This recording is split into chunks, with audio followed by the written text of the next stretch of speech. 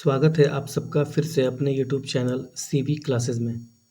इस वीडियो में हम लोग दिल्ली सल्तनत से संबंधित आर्थिक और सामाजिक जीवन से संबंधित सारे MCQs और PYQs को डिटेल एक्सप्लेनेशन के साथ देखेंगे।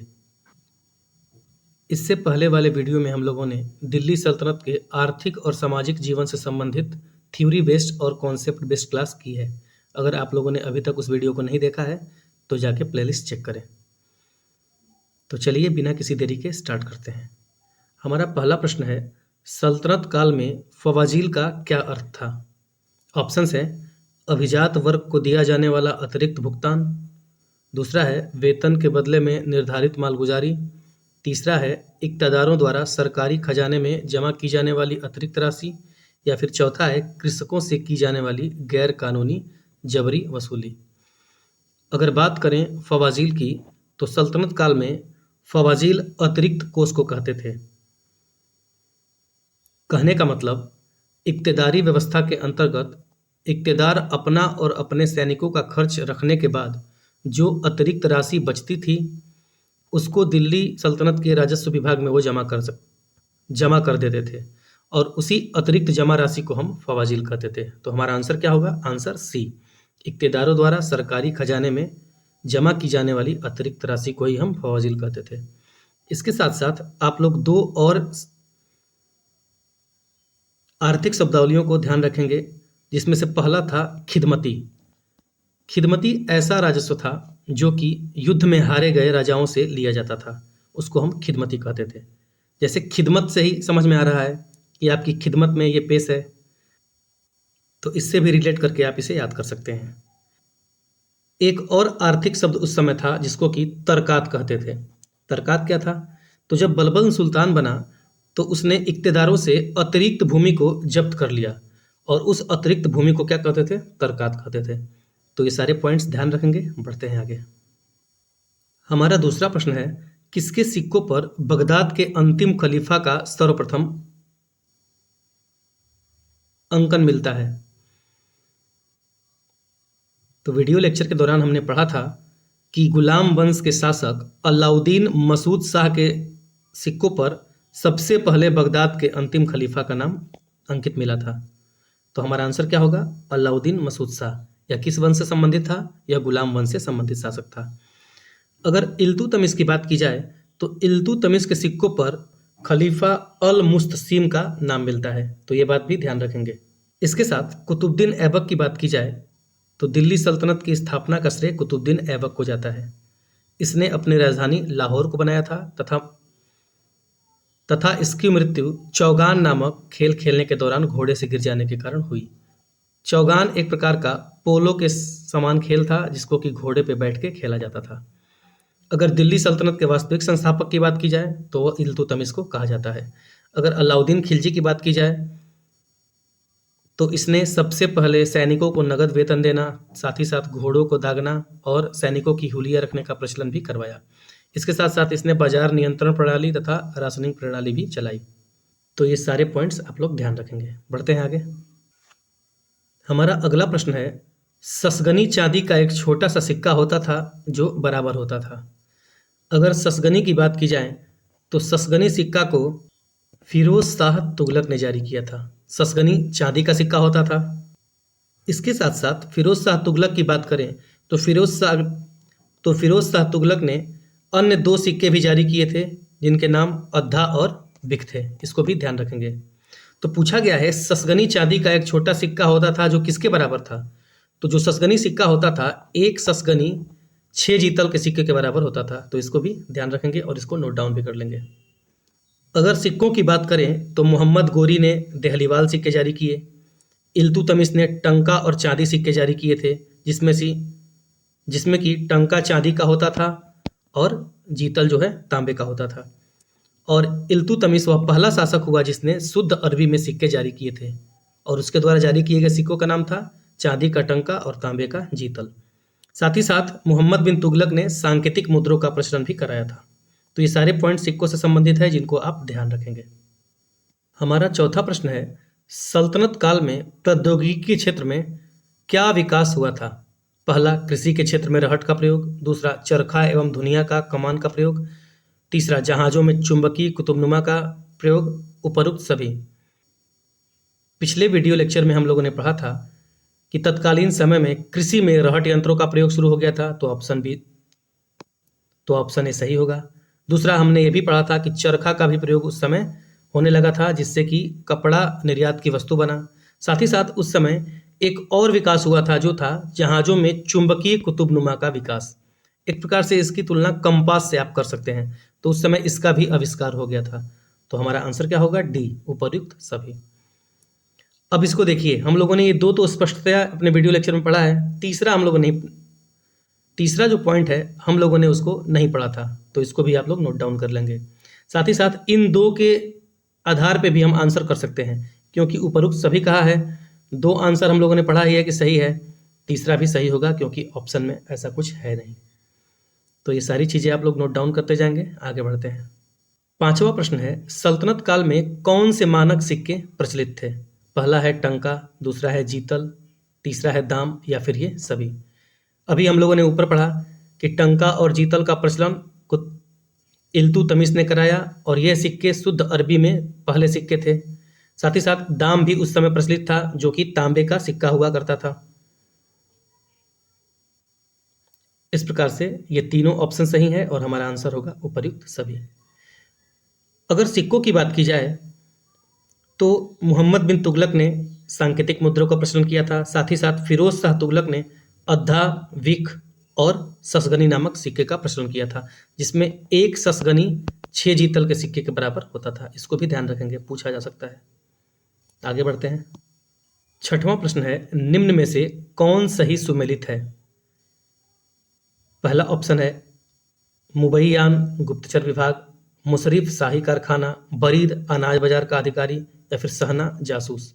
हम लोगों ने पढ़ा था कि मुबैयान और बरीद क्या थे? गुप्तचर विभाग से संबंधित थे। इस प्रकार ऑप्शन ए सही होगा, मुबैयान गुप्तचर विभाग से होगा। यहाँ पे मुबैयान होगा। और अगर बरीद की बात करें तो बरीद भी गुप्तचर विभाग से ही संबंधित था।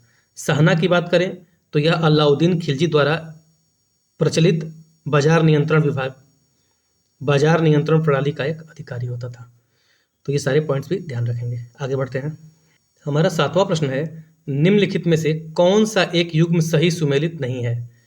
ऑप्शन ए है दीवान ए मुख्तराज की स्थापना अलाउद्दीन खिलजी ने की थी, बिल्कुल सही बात है। दीवान ए अमीर खोई की स्थापना मोहम्मद बिन तुगलक ने की थी, इसका मतलब तुगलक वंश से संबंधित था, ये भी सही है।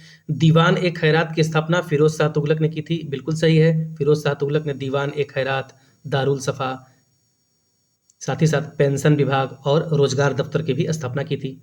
दीवान ए रियासत बलबन से संबंधित है, ये ऑप्शन गलत है। क्यों?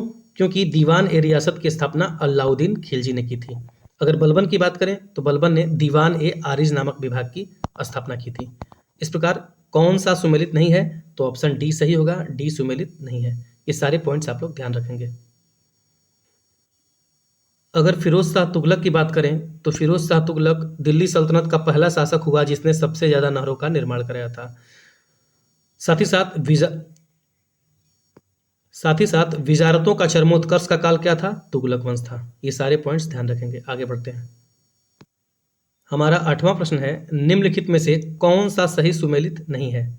पहला है दाम तांबे की मुद्रा, दूसरा है देसाई राजस्व अधिकारी, तीसरा है दीवान प्रांतीय राजस्व का प्रमुख, और चौथा है जरीब एक प्रकार का कर।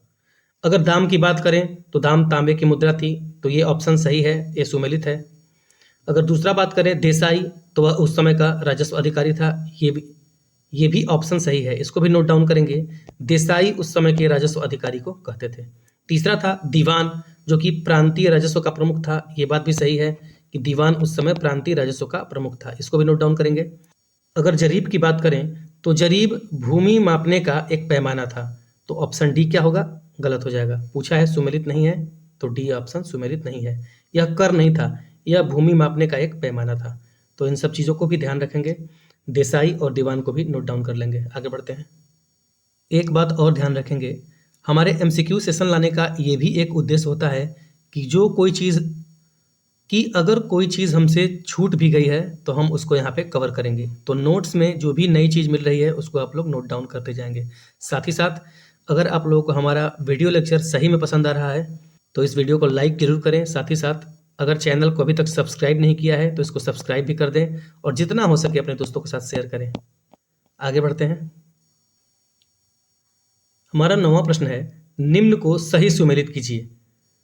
यहाँ पे सूची 1 और सूची 2 दिया गया है। सूची 1 में अधिकारियों का नाम दिया गया है और सूची 2 में उनका विवरण दिया गया है, जिसमें कि पहला है खुद, दूसरा है अमीर ए, यहाँ पे हाजिब होगा, अमीर ए हाजिब, तीसरा है मुहतसिब और चौथा है नवी संदा। अगर खुद की बात करें तो खुद है ए। खुद की बात करें तो खुद क्या था, हम लोगों ने पढ़ा था कि खुद मुकद्दम और चौधरी ग्राम के अधिकारी थे, तो ए का क्या होगा, चौथा। अगर बी की बात करें अमीर ए हाजिब, तो उस समय अमीर ए हाजिब क्या था, राज्यसभा का प्रभारी था। यहाँ पे राज्यसभा होगा, राज्यसभा का प्रभारी।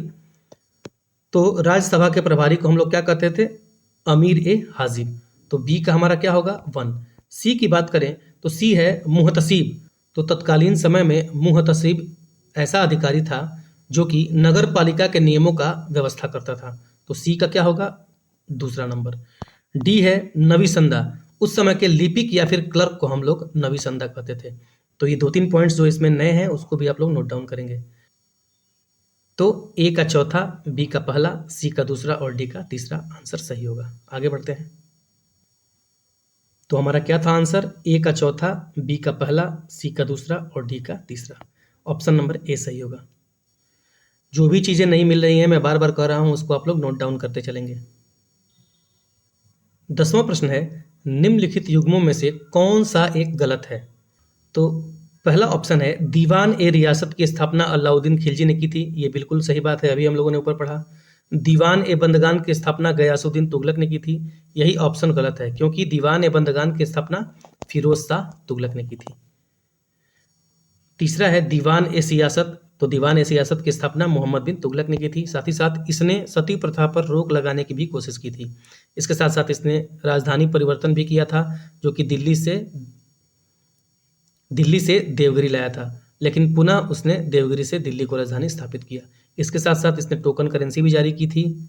इसके साथ साथ मोहम्मद बिन तुगलक ने एक नए विभाग दीवान ए कोही की स्थापना की थी, जिसके अंतर्गत इसने सोनधर नामक ऋण भी प्रदान किया था। तो ये सारे पॉइंट्स ध्यान रखेंगे। दीवान ए खैरात की बात करें तो दीवान ए खैरात की स्थापना किसने की थी, फिरोज शाह तुगलक ने। यह क्या था, इसमें गरीब मुस्लिम औरतों और साथ ही साथ गरीब लड़कियों के विवाह के लिए सहायता दी जाती थी। इसके साथ साथ फिरोज शाह तुगलक ने दारुल सफ़ा नामक एक खैराती अस्पताल की भी स्थापना की थी। दारुल सफ़ा नामक एक सरकारी अस्पताल की भी स्थापना की थी। साथ ही साथ दीवाने इस्तिहाक पेंशन विभाग की भी स्थापना की थी और इसने रोजगार दफ्तर का भी निर्माण करवाया था। ये सारे पॉइंट्स ध्यान रखेंगे। आगे बढ़ते हैं। हमारा 11वां क्वेश्चन है, निम्नलिखित कथनों पर विचार कीजिए। देखिए ये IAS प्री 2019 का क्वेश्चन है, इसको सॉल्व करते हैं। पहला कथन है, दिल्ली सल्तनत के राजस्व प्रशासन में राजस्व वसूली के प्रभारी को आमील कहा जाता था। दूसरा है, दिल्ली के सुल्तानों की इक्ता प्रणाली एक प्राचीन देसी संस्था थी। और तीसरा है, मीर बख्शी का पद दिल्ली के खिलजी सुल्तानों के शासनकाल में अस्तित्व में आया। तो चलिए पहले कथन से शुरू करते हैं। दिल्ली सल्तनत के राजस्व प्रशासन में राजस्व वसूली के प्रभारी को आमील कहा जाता था। ये बात बिल्कुल सही है। उस समय के जो राजस्व वसूली के प्रभारी थे उन्हें आमील कहा जाता था। हालांकि इसको हम लोगों ने अपने वीडियो लेक्चर में कवर नहीं किया है, फिर भी आप लोग इसको नोट डाउन कर लेंगे। आमील क्या थे, दिल्ली सल्तनत के राजस्व प्रशासन में राजस्व वसूली के प्रभारी को हम लोग आमील कहते थे। तो ऑप्शन 1 सही है। दूसरा है, दिल्ली के सुल्तानों की इक्ता प्रणाली एक प्राचीन देसी संस्था थी। ये बात बिल्कुल गलत है क्योंकि हमने पढ़ा है कि इक्तदारी व्यवस्था प्राचीन काल से नहीं चली आ रही थी, जबकि इसकी स्थापना इल्तुतमिश द्वारा की गई थी। तो ये ऑप्शन हमारा क्या हो जाएगा, गलत हो जाएगा। तीसरा है, मीर बख्शी का पद दिल्ली के खिलजी सुल्तानों के शासनकाल में अस्तित्व में आया। ये भी बिल्कुल बात गलत है क्योंकि खिलजी के सुल्तानों के अंतर्गत हमने मीर बख्शी नामक कोई भी पद नहीं पढ़ा था। अगर मीर बख्शी की बात की जाए तो हम लोग इसे मुगल काल में पढ़ेंगे। मुगल काल में मीर बख्शी सैन्य प्रधान होता था, सेना का प्रमुख जो होता था उसे हम मीर बख्शी कहते थे। तो ये ऑप्शन भी गलत है। तो केवल कथन 1 सही होगा। तो देखिए कितनी आसानी से हम लोगों ने इस प्रश्न को सॉल्व किया। प्रश्न कठिन नहीं होता, कोई भी प्रश्न कठिन नहीं होता। अगर हमारा कॉन्सेप्ट क्लियर है तो हम सभी प्रश्नों के उत्तर दे सकते हैं। हो सकता है कि 3 ऑप्शन में से हमें एक ऑप्शन का पता ना हो सकता है कि 3 ऑप्शन दिए हों, 4 ऑप्शन दिए हैं तो उसमें एक हमको ना आए या फिर 2 ना आए, लेकिन एलिमिनेशन मेथड द्वारा हम इसको सॉल्व कर सकते हैं। देखिए अभी इसको हम कैसे सॉल्व करते हैं ऑप्शन से। ऑप्शन में दिया गया है केवल 1 सही है, 1 और 2 दोनों सही है, केवल 3 सही है, 1, 2 और 3 सही है। जैसे मीर बख्शी के बारे में हमने पढ़ा कि दिल्ली सल्तनत में ये नहीं थे, ये मुगल वंश में थे। तो जिसमें जिसमें 3, तो जिस ऑप्शन में 3 होगा वो गलत हो जाएगा ऐसे ही, तो ये ऑप्शन गलत, ये ऑप्शन गलत। दूसरा, इक्तदारी व्यवस्था के बारे में, तो ऑप्शन 2 जहाँ जहाँ भी होगा वो गलत हो जाएगा, तो ये भी गलत हो जाएगा। तो बचा क्या? केवल 1। इस तरह से हम एलिमिनेट करके आंसर को सही कर सकते हैं। अगर मीर बख्शी अभी तक हम लोगों ने नहीं पढ़ा, मान लीजिए अभी वो उसको हम मुगल काल में पढ़ेंगे, तो भी जिसमें 2 है वो तो गलत हो जाएगा, तो ये गलत हो जाएगा और ये गलत हो जाएगा। ओके, तो और और जब हम मुगल वंश का पढ़ लेंगे तो ऑप्शन 3 भी गलत कर सकते हैं। तो इस प्रकार ऑप्शन ए सही होगा। हमारा 12वां प्रश्न है, निम्नलिखित में से कौन भूमि उत्पाद पर लगने वाले कर को इंगित करता है? ऑप्शंस हैं खराज, खुम्स, उस्र या फिर मुक्ता। अपने उत्तर का चयन करना है और कूटों से आंसर को देना है। दिल्ली सल्तनत में हमने कर व्यवस्था के बारे में पढ़ा था, जिसमें हम लोगों ने 5-6 कर व्यवस्था के बारे में देखा था, जिसमें से कुछ कर थे जजिया, जकात, खराज, खुम्स, उस्र और हक ए सर्व। अगर खराज की बात करें तो खराज गैर मुस्लिम जनता से लिया जाने वाला भूमि कर था। इसके साथ साथ मुस्लिमों से जो भूमि कर लिया जाता था उसे हम उस्र कहते थे। तो खराज और उस्र तो भूमि कर थे, इतना पता है। अगर मुक्ता की बात करें तो मुक्ता भी उस समय तत्कालीन समय में भूमि उत्पाद पर लगने वाला कर था। अगर खुम्स की बात करें तो खुम्स लूट में लिया जाने वाला धन था। तो इस वजह से खुम्स तो हो नहीं सकता क्योंकि यह लूट का धन था, और हमें बताना है कि कौन सा भूमि उत्पाद पर लगने वाला कर था। तो हमारा आंसर होगा पहला, तीसरा और चौथा। अगर कूट की बात करें तो केवल 1, केवल 2, 3, 1, 2, 3 या फिर 1, 3, 4। तो हमारा आंसर क्या होगा? पहला, तीसरा और चौथा, डी ऑप्शन सही होगा। अच्छा, इसको हम एलिमिनेशन मेथड द्वारा कैसे करेंगे? हम लोगों ने मुक्ता के बारे में दिल्ली सल्तनत के दौरान नहीं पढ़ा था, लेकिन आप लोगों को यहाँ बताया जा रहा है तो आप लोग इसको नोट कर लें। तो अभी ऑप्शन थे खराज, खुम्स, उस्र या फिर मुक्ता। तो खराज तो भूमि कर था, पता है। उस्र भी भूमि कर था, ये पता है। इसका मतलब पहला और तीसरा सही होगा। तो जो जो ऑप्शन में पहला तीसरा होगा वो तो सही होगा। इसमें पहला तीसरा है नहीं तो ये गलत हो जाएगा। इसमें पहला तीसरा है तो नहीं, ये गलत हो जाएगा। इसमें पहला तीसरा है और इसमें पहला तीसरा है, तो या तो सी ऑप्शन सही होगा या फिर डी ऑप्शन सही होगा। अब हमें मुक्ता के बारे में तो पता नहीं है, लेकिन हमें दूसरा ऑप्शन जो खुम्स है उसके बारे में तो पता है कि वह लूट के धन को कहते थे। इसका मतलब जिसमें दूसरा ऑप्शन होगा वो भी गलत हो जाएगा। इस प्रकार बचा क्या? ऑप्शन डी सही हो जाएगा। तो इस प्रकार एलिमिनेशन मेथड द्वारा हम लोगों ने मुक्ता का मतलब पता न होते हुए भी इसका आंसर सही किया। तो इसी को कहते हैं एलिमिनेशन मेथड। तो चलिए आगे बढ़ते हैं। हमारा 13वां प्रश्न है कथन और कारण का। कथन क्या कहता है कि अलाउद्दीन खिलजी ने भू राजस्व की मांग को कुल उत्पादन के आधे तक बढ़ा दिया था। ये बात बिल्कुल सही है। अलाउद्दीन खिलजी ने 50% भू राजस्व कर वसूल किया था, 50% या फिर 1/2 भाग। कारण क्या है? क्यों अलाउद्दीन खिलजी ने 50% तक कर वसूल किया? कारण बता रहा है कि बाजार मूल्यों को एक नीचे के स्तर तक सीमित रखने के लिए अनाज की बड़ी मात्रा में आवश्यकता थी। तो हमने पढ़ा था कि अलाउद्दीन खिलजी ने बाजार नियंत्रण प्रणाली शुरू की थी, जिसके अंतर्गत उसने अनाजों के दाम फिक्स कर दिए थे कि इतने से ज़्यादा या फिर इतने से कम दाम में कोई भी किसान या फिर कोई भी व्यापारी अनाज नहीं बेचेगा। और इसके लिए ये भू राजस्व उसने तय किया था, ताकि अगर ऐसा कुछ उतार चढ़ाव दाम में होता है तो वह इससे उसकी पूर्ति कर सके। तो इस वजह से उसने तो यही कारण था कि उसने भू राजस्व की दर को 50% किया था। तो कथन भी सही है और कारण भी सही है। साथ ही साथ इस कथन का ये कारण स्पष्टीकरण भी करता है। तो ऑप्शन क्या होगा? कथन ए और कारण दोनों सही है, तथा कारण जो है वो कथन की व्याख्या करता है। इस प्रकार ऑप्शन ए सही होगा। हमारा अगला क्वेश्चन है सल्तनत काल के सिक्के जैसे टंका, ससगनी एवं जीतल किन धातुओं से बने थे उनका क्रम से बताना है। तो बता दें कि टंका और जीतल किसने जारी किया था? इल्तुतमिश ने। और यह सिक्के शुद्ध इस्लामिक शैली में जारी किए गए पहले सिक्के थे। तो टंका किसका बना था? टंका चांदी का बना था। और जीतल किसका बना था? जीतल जो था वो तांबे का बना था। साथ ही साथ फिरोज शाह तुगलक ने अद्धा एवं बिक के साथ साथ ससगनी नामक सिक्के भी जारी किए थे, जो कि चांदी का बना हुआ था। तो ऑप्शन क्या होगा? टंका चांदी का, तो टंका चांदी का, ऑप्शन ए सही है, ठीक है। ससगनी चांदी का, ससगनी भी चांदी का। और जीतल तांबे का, जीतल तांबे का। तो ऑप्शन ए ही सही हो गया, आगे देखने की कोई जरूरत नहीं है।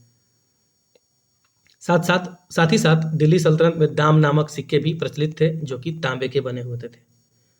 इसको भी ध्यान रखेंगे कि मोहम्मद गोरी ने जो सिक्के जारी किए थे उन्हें देहलीवाल सिक्के कहते थे। साथ ही साथ बलबन ने भी सिक्का जारी किया था, जो कि चांदी का था। ये सारे पॉइंट्स ध्यान रखेंगे।